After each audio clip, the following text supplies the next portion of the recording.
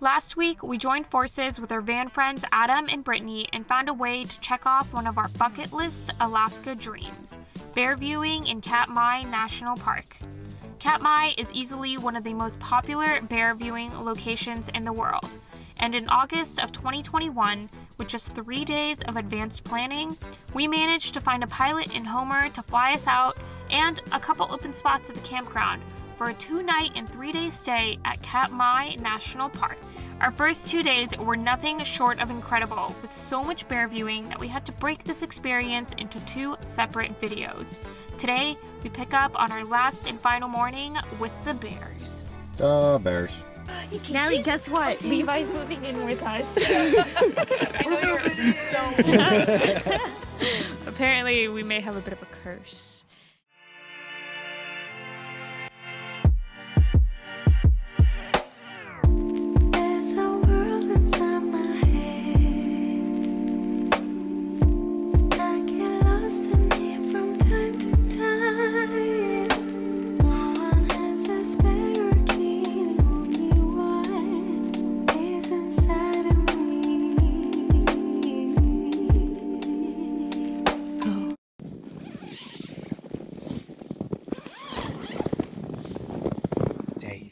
Good morning. In Katmai. We literally just heard bears. Right over there. On the other side of the electric fence, hopefully. Night 2 was a lot warmer than night 1. I remembered that I had some hand warmers, although the night itself was warmer anyway. I've never used these things. These things get hot, really hot. Let's go see what we see. Let's go have some breakfast, okay?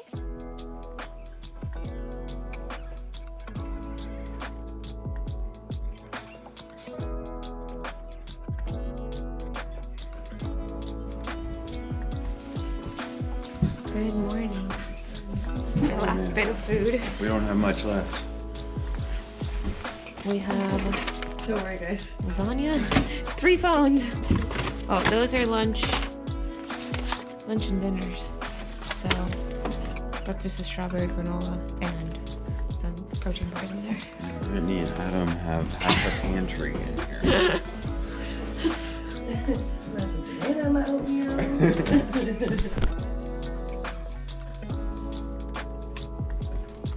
Brooks Camp is your standard national park campground, but because of extremely high bear activity in the area, the campground is sheltered by an electric fence.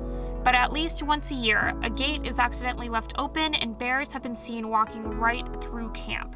So as extra precaution, all campers must keep their food and gear in separate caches and cook all of our meals in the shelters. Over the course of our 1.2-mile walk to the bear viewing deck, we pass over a bridge where the bears also hang out below in the river. This is quite the morning already. Oh yeah, we've heard bears, seen a bear on the beach, right next to our campground. And now we've got this guy coming in hot. This area, the viewing deck at the falls, and the campground are the only places where the park is gated. That only makes up a fraction of the park where visitors roam. So we're always on high bear alert outside of the gates.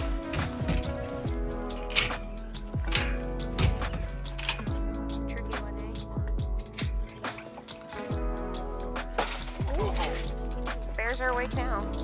We feel really lucky on the time of year that we came out here to Katmai. Peak season for viewing always falls in line with the salmon run, which is typically July. But over the last few years, the salmon season has ran into August, which is later than normal. Most people either don't know this or don't want to risk visiting at the end of the season, leading to an almost empty bear viewing deck for us. The deck can fill up with day tours midday for the 4 hours they're here, but we use that time to get lunch and sit down for a bit.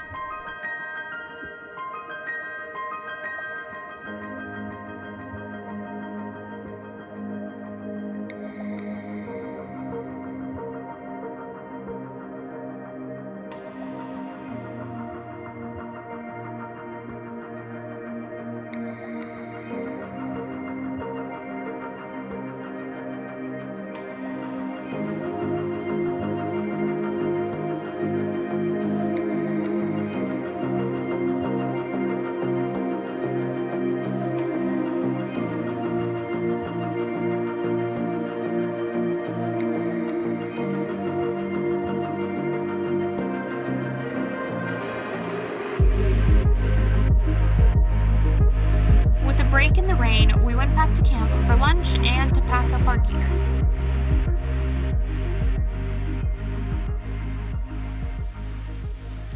And that's how you pack up a tent in under 10 minutes. We're all packed up now, and but our flight doesn't leave until several hours from now.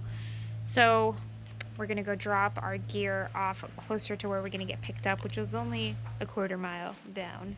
And then, of course, we're gonna go spend the rest of our time viewing more bears. We're really getting to learn their personalities, giving all of them names, like Goldilocks and the hippo, and Old Man, and the one that is impatient. Those are 2 separate ones. Yep. And mom with 2 cubs, mom with 1 cub. Yeah, real original names. The really dark one. There was Levi, but I don't think we can ID him again because we didn't see any like distinguishing factors. Besides, he was like really shy. And there's many, many more that we have not ID'd. Okay? We're packing up, ready to walk super long distance, 0.3 miles. Yeah, guys, are you guys set? Double bagging it. Double bagging it. I don't know if we'll make it. Let's get after it. Packs. Trip. Yeah, because we landed right there. Literally. Evan's really cameling it. Yeah. Put on a few pounds this trip, apparently. The boys both had to get up. Our pilot won't be here to pick us up until 7 p.m., so we have a little time to sit in the lodge and crush a game of Catan before we head out to the falls one last time. Cyclist. Nah, she got it. Oh, shoot. One road. Which already has 2 road. Oh, yeah. 2 roads. Oh, man. Probably This is wins. how it went last time, too. Yeah, she doesn't know what she's doing, but she wins.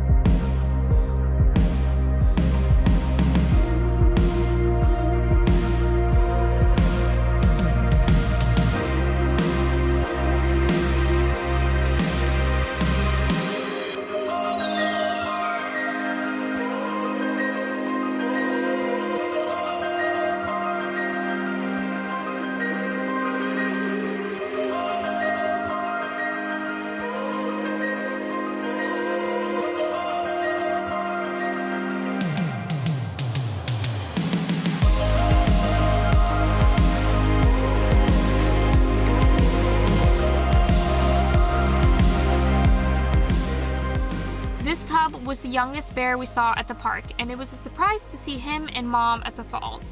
With so many dominant adult males around, it can be intimidating and dangerous for a young cub to be here. While we were watching these two, Mom saw an opportunity to score one of the coveted spots on top of the falls, but the cub didn't follow. Within just a few minutes, a couple males approached the cub, who quickly realized he had no options to run to Mom. Instead, he ran for a tall tree that he could climb.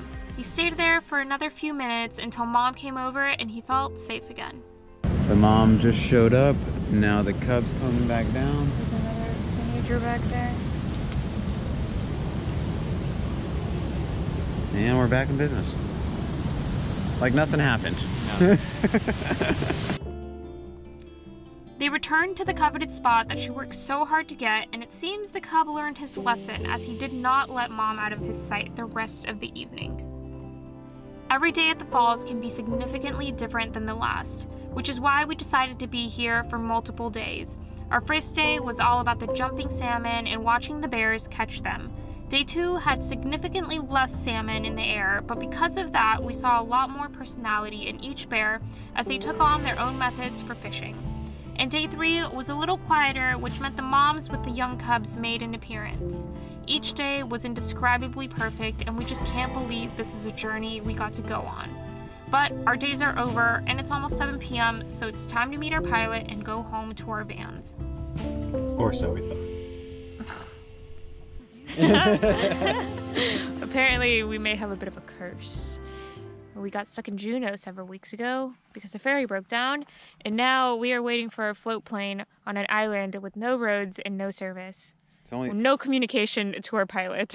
only 35 minutes late so far. Yes. We're just sitting on the beach where bears very frequently visit. There's actually some prints. Waiting to see if we hear him off in the distance or see him. We're naked and afraid. We're clothed and worried is what we are instead of naked and afraid. Luckily, the sun doesn't set until 10. I think like when the sun sets is probably like our final, like it's not happening. I will be staying in the campground for free if so. 100%. She said we're going to stay in the campground for free? Yes. Or the lodge. Or the lodge. We've moved on to the portion of self-entertainment. Finding rocks to skip. Oh my god. Wait, that was my Nobody's bear- on bear watch. attack. This is the beach that we're all just hanging out on. There is a water taxi, but we cannot get to our destination on a water taxi. And hopefully earlier you saw there was a bear literally right here. See something coming? There's a light off in the distance. If it's not him, I don't know who What else else it could be? Right. 50 minutes behind schedule. Not bad. We were really anticipating the worst. Yeah, we were definitely planning to stay overnight. And he's landed.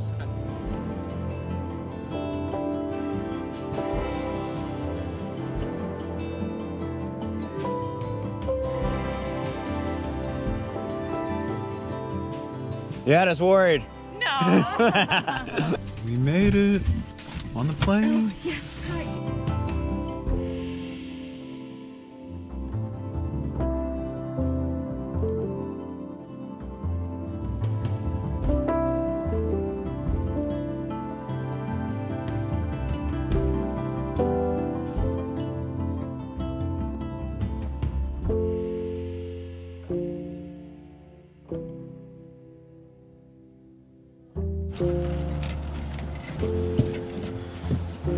Oh, hi.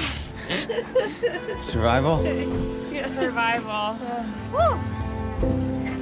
At least that lake was Look at really how I blue. put the top back on. I got really sleepy going over the open water. So sleepy. Oh, here you Trip's go. not over yet, friends. It We isn't? still have Oh. dogs to go pick up. Oh, we go. Well, not only are we late to pick up our dogs, but they need a jump start. All in the name of adventure, guys. All in the name of adventure. Van life. The adventure continues. We've moved on to plan B. Fenimore's van is not starting, and it doesn't look like it's going to be starting anytime too soon. So we have to rush to go get the dogs 30 minutes north and then come back down and see what we can do with the van. Luckily, our pilot is totally fine with them leaving their van there and sleeping there for the night, if need be.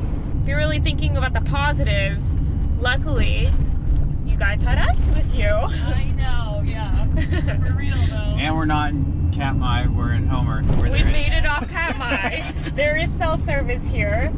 And Levi's not alone. He's got Penelope.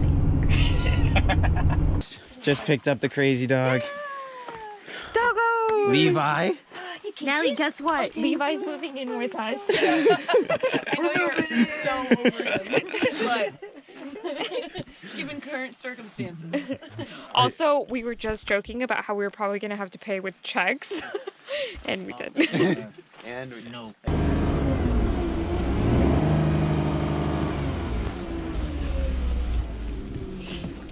Things are escalating.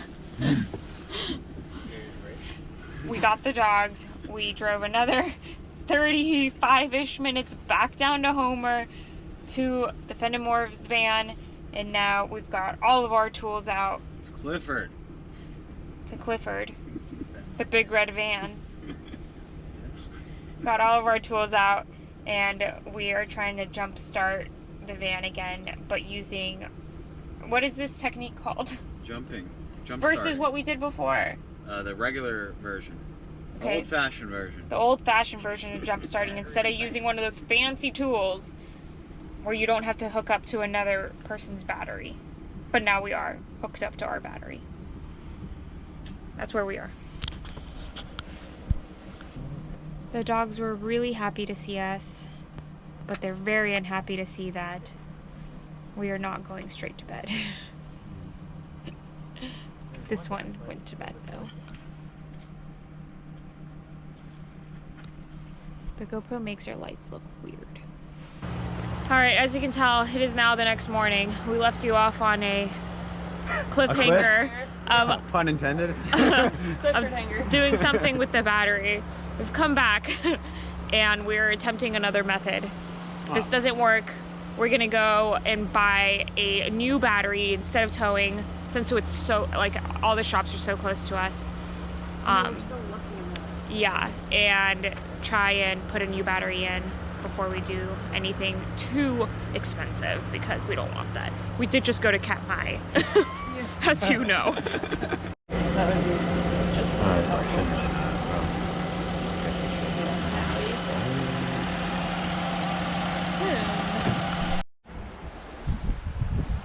Somebody call Hulkmania to the rescue. Oh man. It's not really Budget, I know. I'm saying they put that thing on there. Okay, we're on to plan like F by now. We're headed to O'Reilly with Brittany. We left Adam behind.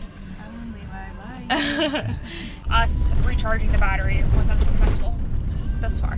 Yeah, the house works again. What happened? Oh my god. Then it started. A miracle happened. That's what happened. Apparently. Alright, let's show you the Come on in. Almost 24 hours later. So, Oh my. anyways, it's a mess, but we found a wire that had been corroded. There was like stuck underneath this hard plastic, and it was finally spliced, and so it was not allowing the ignition to start. But spliced it up. Now we gotta do it with a little determination. You guys didn't have to get. Yeah. You guys didn't have to get towed. You figured it out. Didn't have to pay a mechanic. Just went to YouTube U. YouTube you. Phone a friend. Always phone a friend. That's a relief. That is a relief. I can't believe. After getting the van fixed, Adam and Brittany took us out for a pizza night in Homer as a thank you for helping them with their van troubles. We definitely didn't deserve the generosity, but I will never say no to pizza. Over ice cream and swinging by the water, we reminisced on our time in Katmai and how surreal the entire experience was. From booking everything 3 days before leaving, to bear watching for hours and days without ever wanting to leave, to getting home to a dead car battery and a mad dash to pick up the dogs, it was a whirlwind and it was all perfect. But our time in Alaska is far from over. Tune in next week as we continue exploring the Kenai Peninsula.